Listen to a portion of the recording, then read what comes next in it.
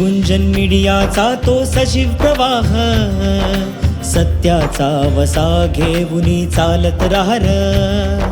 शब्दांची ताकद विचारांची कास, समाजासाठी बांधील निष्ठेचा हा ध्यास. अंधाराला भेदून जो प्रकाश दाखवतो, सामान्यांच्या वेदना जगी मांडतो. मूल्यगुंजन, मूल्यगुंजन, मूल्यगुंजन, मूल्यगुंजन, मूल्यगुंजन, मूल्यगुंजन, मूल्यगुंजन, मूल्यगुंजन.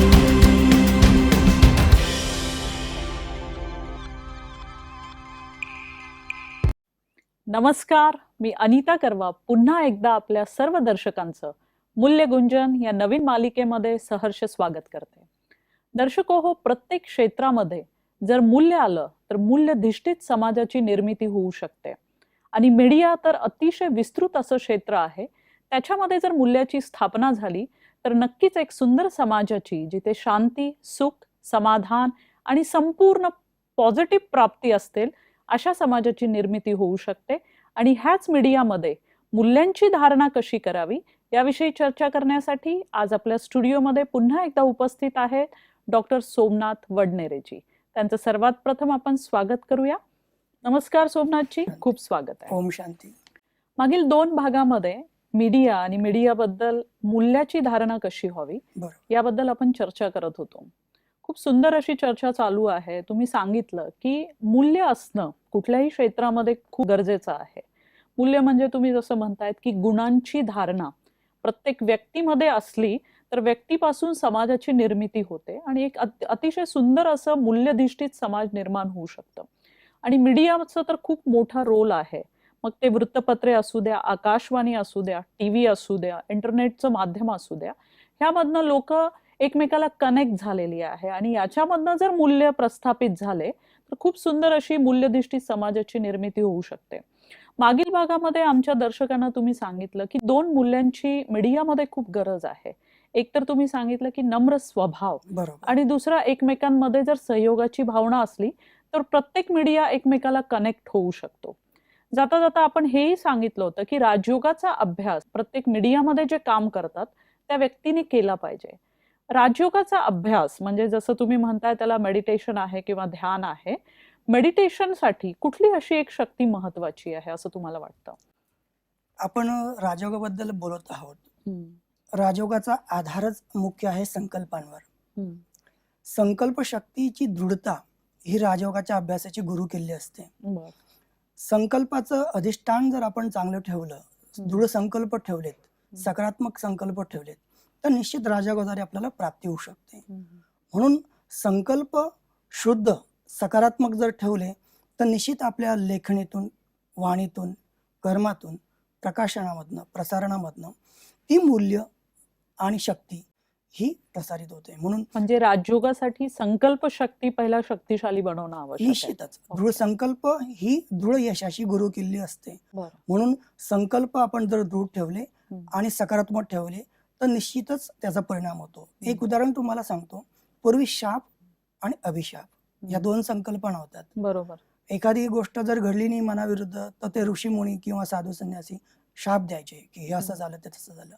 का? शाप म्हणजे ही संकल्पाची नकारात्मकता, आणि अभिशाप किंवा उपशाप ज्याला म्हणतो आपण किंवा वरदान म्हणतो हे संकल्पाची सकारात्मकता. म्हणून संकल्प आपण जसे करू त्याप्रमाणे आपलं व्यक्तित्व घडत जातं. आणि माध्यमांमध्ये तर संकल्पावर आधारितच मीडिया आहे. बरोबर. मीडियाचं दुसरं नाव संकल्प शक्तीचं आहे.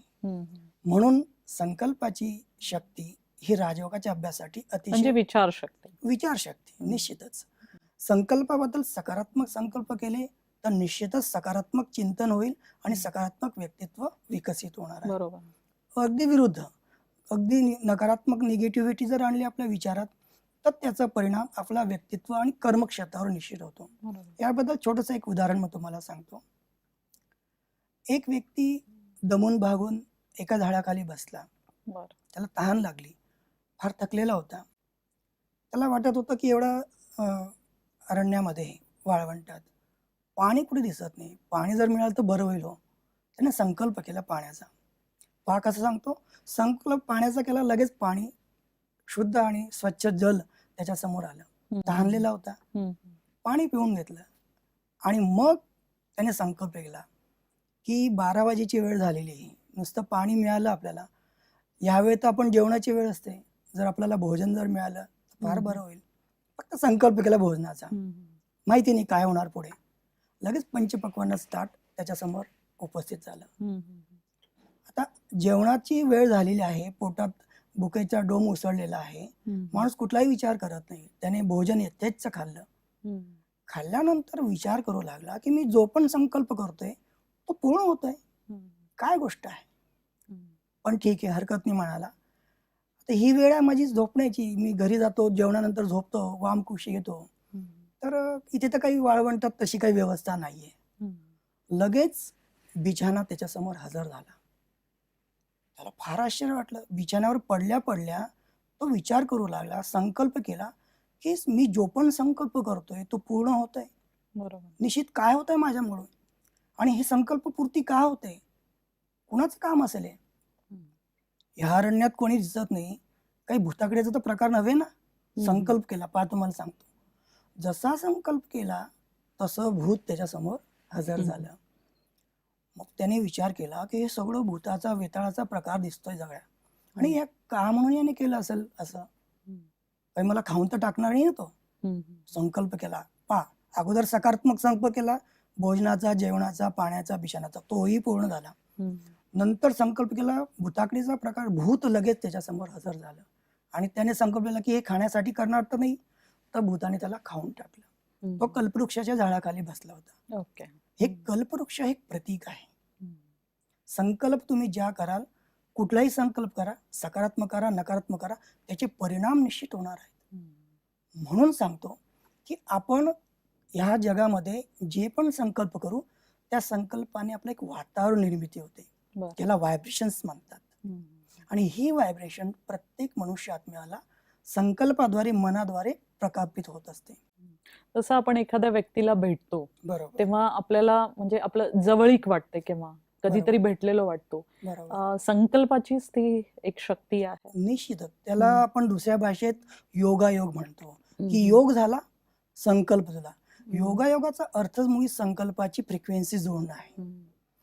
की मी किंवा मला आठवतं की एखाद्या वेळेस आपण एखाद्या, समजा मी माझ्या मैत्रिणीच्या आठवण करत आहे आणि तिचा फोन येतो लगेच, ही पण एक संकल्प शक्ती व्हायब्रेशनच्या द्वारे पोहोचते.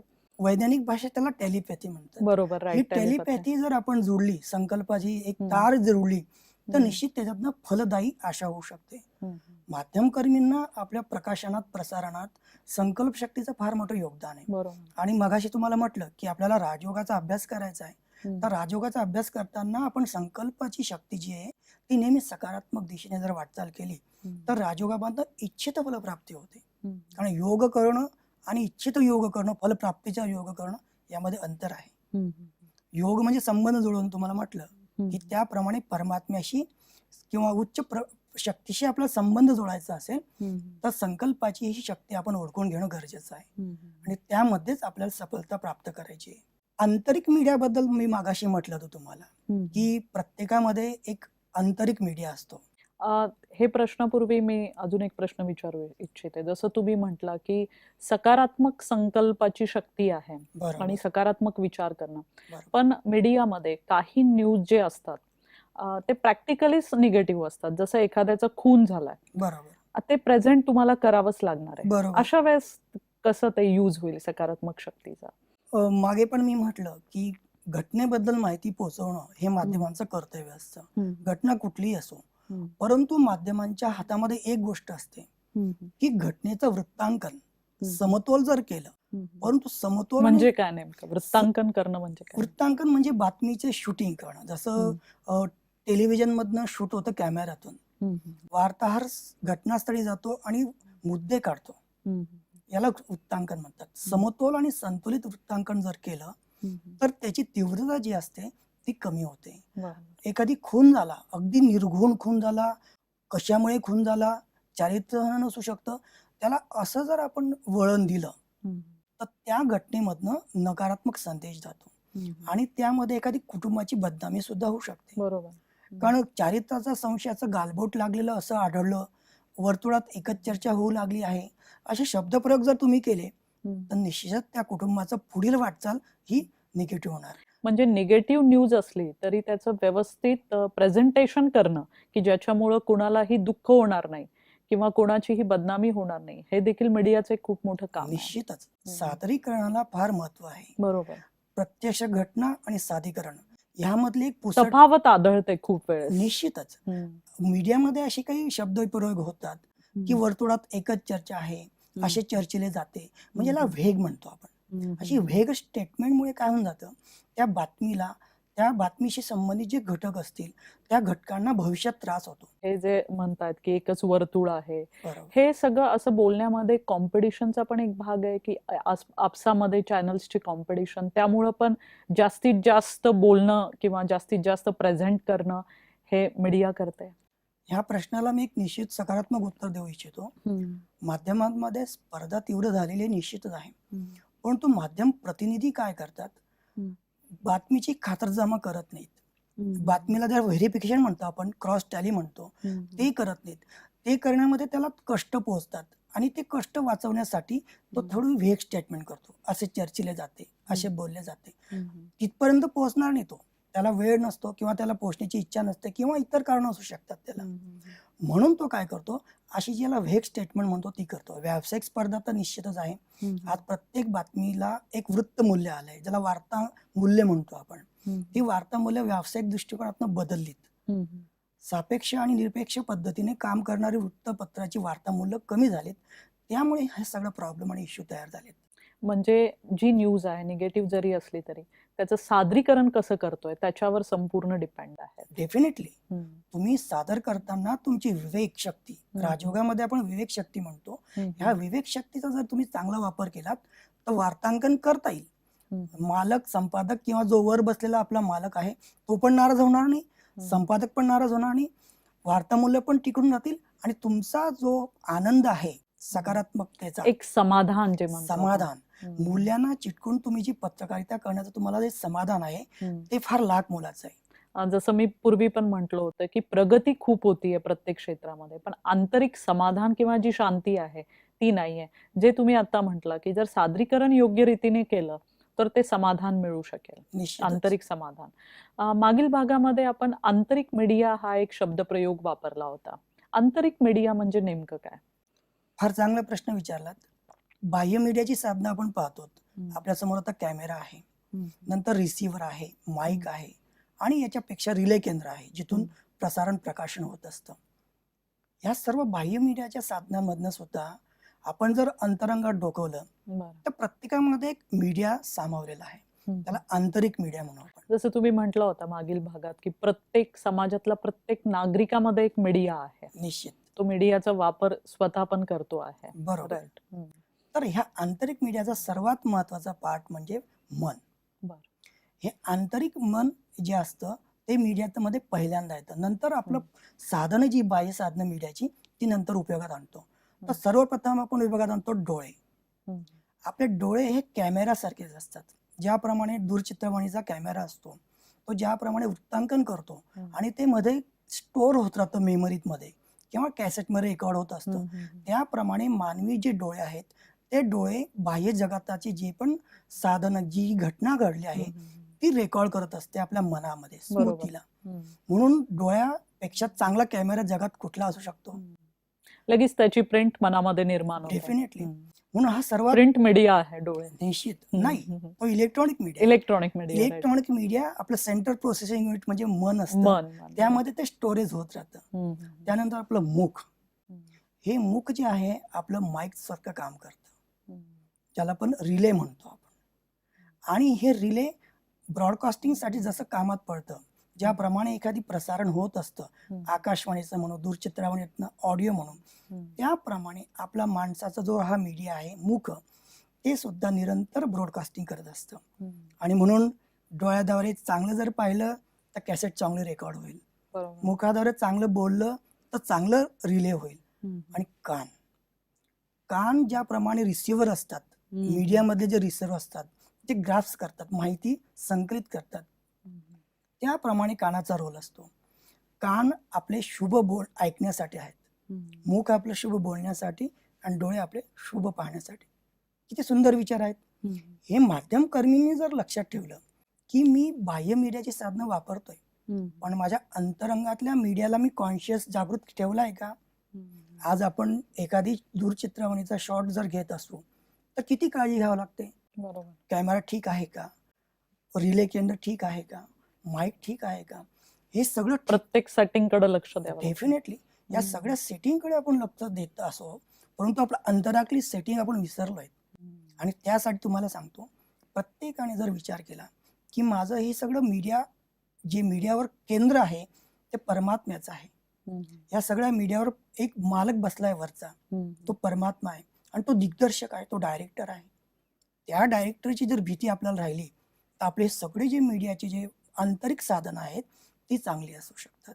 म्हणजे ईश्वराला नेहमी आठवण करा असं म्हणणं. निश्चितच आपण म्हणतो की ईश्वर माझा सोबती असावा, ईश्वर माझा साथी असावा म्हणतो आपण, पण विचार करतो का? जर विचार केला तर निश्चितच आपल्या कर्मातून त्या सोबतीची, त्या परमात्म्याची काही ना काही गुण निश्चित आपल्यामध्ये येतील.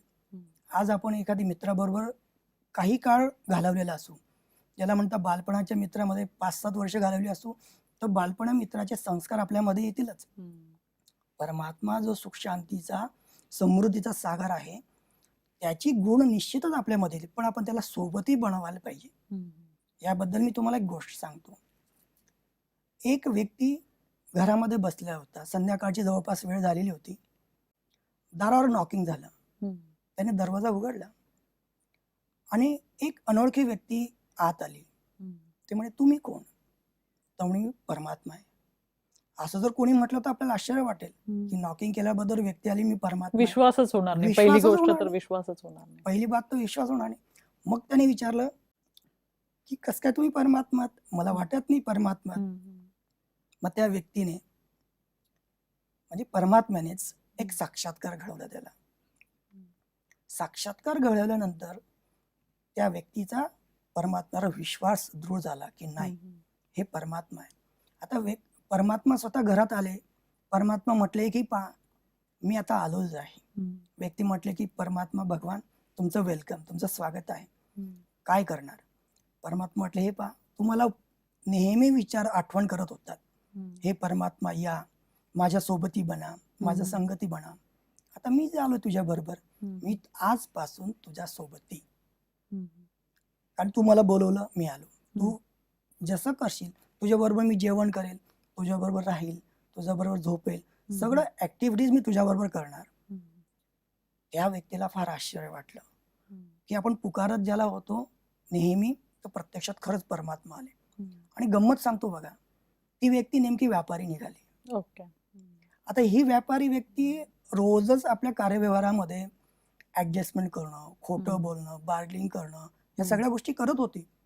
पण आता विचार करू लागली, यार परमात्मा माझ्या बरोबर राहणार आहे, कारण परमात्म्याने सांगितलं मी रोज तुझ्या बरोबर राहील, तुझ्याबरोबर जेवेल, तुझ्या बरोबर खाईल, तू काम करशील तर तुझ्या कार्यक्षेत्रावर पण बरोबर येईल सूक्ष्म रूपाने. त्याला वाटलं की आता आपण व्यापार कसा करणार हो, कारण व्यापारात ऍडजस्टमेंट करणं आली, बार्गेनिंग खोटं बोलणं आता होणार नाही. मग त्याला जाणीव झाली की नाही, आज परमात्मा माझ्या सोबती आहे, मी माझ्या व्यवसायात व्यापारात सदाचरणाची मूल्य आचरण करेल, भले मला कमी प्रॉफिट होईल, कमी नफा होईल, भीतीपोटी का होईना, भीतापोटी का होईना. आपण म्हणतो भीत्यापोटी ब्रह्मराक्षस, असं एक म्हण आहे मराठीत. त्यामुळे परमात्मा आपल्या सोबती आहे ही संकल्पना जर केली तर निश्चित आपण जे वागतो आहोत, आपण जे बोलतो आहोत, आपण जे काही कर्म करतो आहोत ते निश्चित चांगलं होईल. म्हणून माध्यम कर्मींनी सुद्धा जो डायरेक्टर आपल्यावर बसलेला आहे, स्थूल डायरेक्टर वृत्तपत्राचा तर मालक असतो, प्रकाशनाचा तर न्यूज एडिटर असतो, आकाशवाणीचा तर डायरेक्टर असतो, हे डायरेक्टरांवर जे मीडिया कर्मी काम करतात त्यांच्या अंडरमध्ये, तसं आपली आंतरिक मीडियाची जी साधन आहेत ज्याला पंचकर्मेंद्रिय म्हणतो आपण, त्या पंचकर्मेंद्रियाच्या वर जो डायरेक्टर खरा आहे तो डायरेक्टर पूर्ण विश्वाची रचना करतो, मीडिया कर्मींना हँडल करतो आणि अंतरंगातल्या मीडियांना सुद्धा हँडल करतो ईश्वर परमात्मा.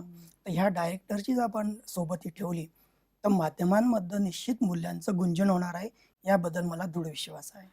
जसं तुम्ही आता खूप सुंदर गोष्ट सांगितली, प्रॅक्टिकल जर हे केलं, जसं मला एक आठवतंय की तुम्ही जसं म्हटलं की भीतीपोटी का होईना त्या व्यापाराने ईश्वर माझ्या सोबती आहे आणि त्यामुळं जे खोटं बोलत होता किंवा बिझनेसमध्ये काही चुकीच्या गोष्टी होत होत्या ते पॉझिटिव्ह व्हायला लागलं. कारण एकच गोष्ट वारंवार जेव्हा आपण करतो तेव्हा जसं संस्कार बनत जातो तो, बरोबर, आणि तो संस्कार त्याचा बनलेला होता, खोटं बोलणं किंवा बिझनेसमधनं खोटं काहीतरी करणं.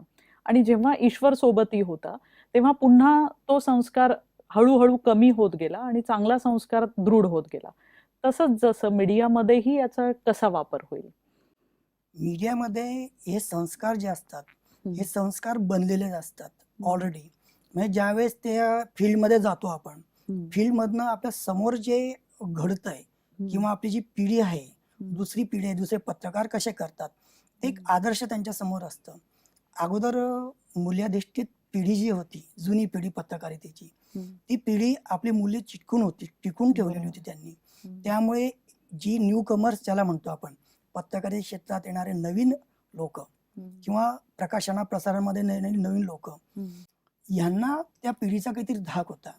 आता होतील काय, जुनी पिढी संपली पत्रकारितेची, जी ध्येयनिष्ठता पत्रकारितेची पिढी ती संपलेली आहे आणि मूल्याला घेऊन चालणारी पिढी संपली आहे. जी मधली पिढी ज्यांनी त्यांना पाहिलं, पण या मधल्या काळात काय झालं, औद्योगिक क्रांती आली आणि औद्योगिक क्रांतीनंतर प्रत्येकाला प्रोडक्शनाचं आपला चिंता होऊ लागली. आणि जेव्हा मीडिया मिशन आणि प्रोफेशन बनला त्यावेळेस नफा आला आणि प्रत्येकाला नफ्यासाठी काम करावंसं वाटू लागलं. आणि त्यामुळे नफ्यामुळे जी मूल्य चिटकलेली पिढी होती, ज्यांनी मूल्य आत्मसात केलेली पिढी होती, ती पिढी कालांतराने कमी झाली. आणि नवीन जे पत्रकार आहेत, नवशिके पत्रकार किंवा ज्याला आपण न्यू कमर्स म्हणतो, त्या लोकांनी त्या मूल्यांकडे कधीही विचार केला नाही. काही त्याला ऑप्शनलही असू शकतात, काही आहेत की जे मूल्याला घेऊन चालणारे आहेत, असेही असू शकतात. निश्चितच आज सुद्धा ध्येयवेळी पिढी जी आहे पत्रकारांची, ती आज सुद्धा आहे. पण झालं काय की त्याचा जो गॅप आहे तो फार मोठा आहे. म्हणून माझं म्हणणं ते असतं, मीडिया प्रभागाचा उद्देशच तो आहे की जी जुनी पिढी आहे पत्रकारांची, त्या जुन्या पिढीचं नवीन पिढीशी सांगड ही घालणं कुठेतरी गरजेचं आहे. आणि त्यानंतरच मूल्याधिष्ठित पत्रकारितेचं आपलं स्वप्न जे आहे ते निश्चित पूर्ण होणार आहे. आणि जे तुम्ही आता ही गोष्ट शेअर केली, जर प्रत्येक मीडियामध्ये जे काम करतात त्यांनी सकाळी सकाळी उठूनच जर त्या ईश्वराला सोबती घेतलं, तर ती भीतीपोटी का होईना कुठलेही चुकीचं किंवा नकारात्मक प्रेझेंटेशन होणार नाही. बरोबर. आणि त्यासाठीच मी तुम्हाला म्हटलं की राजयोग हा फार अत्यंत आवश्यक असतो. आणि ज्यावेळेस आपण राजयोगाचा अभ्यास करतो, राजयोग म्हणजेच मेडिटेशन म्हणूया आपण. निश्चितच राजयोगाचा अर्थच मेडिटेशन आहे. फक्त राजयोग जो योगांचा राजा आहे, आज विश्वामध्ये जे प्रचलित योग आहेत त्या सर्व योगांपेक्षाही राजयोग तो परमात्म्याने गीतेमध्ये शिकवलेला आहे. त्या राजयोगाचा आपण जर अभ्यास केला तर निश्चित माध्यमांमध्ये ती मूल्य पुन्हा सुसंस्कारित होतील आणि प्रसारित होतील. आपण त्याचा आताही अभ्यास करू शकतो. निश्चितच आपण त्याचा अभ्यास करू शकतो आणि आज आपण ते प्रॅक्टिकल घेणारच आहोत. ओके, हे खूप छान होईल. बिलकुल. त्यासाठी काय तयारी करावी लागते? सर्वप्रथम आपण आता राजयोगाचं जेव्हा प्रात्यक्षिक करणार आहोत त्यावेळेस संकल्पांना एक 0 लेवलवर आणणं गरजेचं आहे. बरं. 0 लेवलवर तर संकल्प येतच नाहीत, परंतु संकल्पांची जी वेग आहे, जो त्याचा प्रसारणाचा वेग आहे संकल्पाचा, प्रकंपनाचा, तो न्यूट्रलवर आणायचा आणि एका सकारात्मक संकल्पाकडे वाटचाल करायची. तर करूया आपण प्रत्यक्ष सुरुवात. सर्वप्रथम आपल्या जवळची जी साधनं असतील ती बाजूला ठेवायची.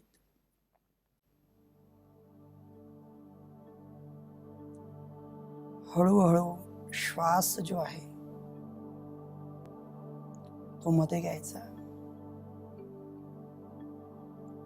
सोडायचा.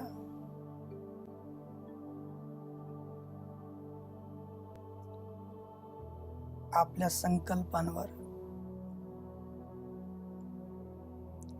मन एकाग्र करायचं.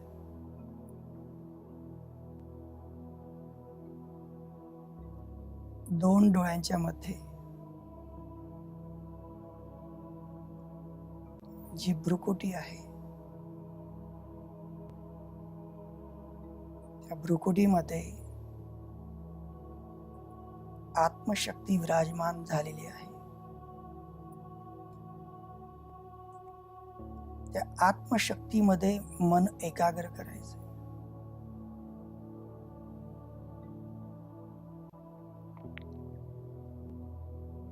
मी आत्मा संकल्प शक्तीद्वारे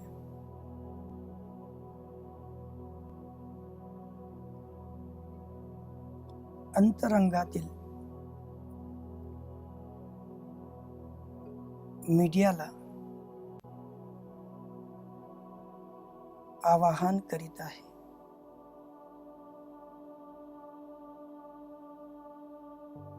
मनाच्या सकारात्मक चिंतनाने अंतरंगातील माध्यमांची साधनं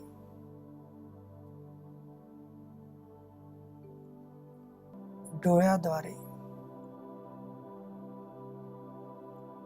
शुभ पाहणे, कानाद्वारे शुभ ऐकणे, मुखाद्वारे शुभ बोलणे, ही मीडियाची अंतरंगातील साधने, त्यामधून मी संकल्पांचे शुद्ध प्रकंपने वातावरणात पसरवित आहे. ह्या प्रकंपनांनी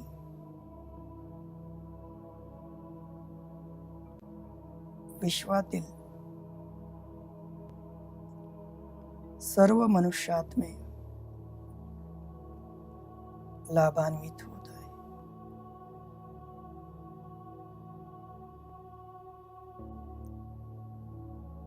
ओम शांती. डॉक्टर सोमनाथ, आत्ता जो तुम्ही आम्हाला राजयोगाचा अभ्यास करवला 2च मिनिटांमध्ये अतिशय शांत वाटत आहे. निश्चितच. आणि असं जर रोज केलं, आमचे जे कोणी मीडिया दर्शक आहेत आणि इतरही दर्शक, तर नक्कीच त्यांना एक मूल्याची, स्वतःमध्ये एक मूल्याची धारणा झाल्याची भासना होईल. आजच्या चर्चेबद्दल तुमचं खूप खूप धन्यवाद. ओम शांती. दर्शको हो, आज आपल्याला डॉक्टर सोमनाथ यांनी अतिशय सुंदर असं मार्गदर्शन केलंय की मूल्यधिष्ठित मीडियाची जर स्थापना करायची असेल तर सर्वात मोठी शक्ती आहे मनाची शक्ती, संकल्प शक्ती. त्याला सकारात्मक करणे अत्यंत आवश्यक आहे. आणि हा सकारात्मकतेकडे जाण्यासाठी त्यांनी जो स्रोत सांगितला आहे तो आहे ईश्वर आणि परमात्मा. त्या ईश्वराची आठवण त्यांनी खूप सुंदर सांगितलं की सोबती घेऊन करा. प्रत्येक कर्माच्या वेळेस त्या ईश्वराला बरोबर ठेवा, तर कुठलंही नकारात्मक प्रेझेंटेशन होणार नाही. नकारात्मकतेमध्ये सुद्धा त्याला सादरीकरण करताना अतिशय व्यवस्थित असं सादरीकरण होईल. नक्कीच तुम्ही ह्या सर्व गोष्टी अंमलात आणताल. उद्या पुन्हा भेटूया. तोपर्यंत नमस्कार.